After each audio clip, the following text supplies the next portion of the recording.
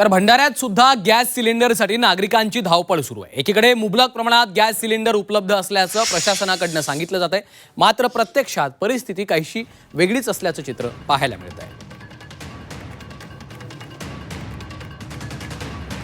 आणि या भंडाऱ्यामधील गॅस टंचाईचा आढावा घेतलेला आहे आमचे प्रतिनिधी प्रवीण तांडेकर यांनी।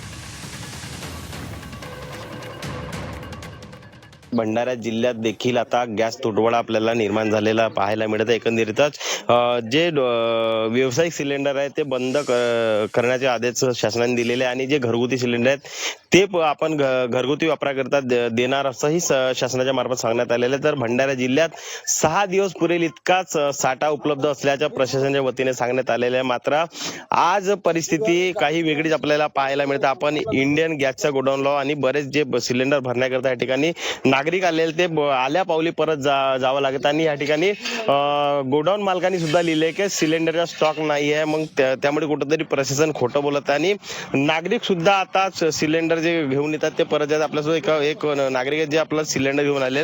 काय सांगाल, तुम्ही सिलेंडर भरण्याकरता आले, तुम्ही नंबर लावला, काय सांगण्यात आलं तुम्हाला?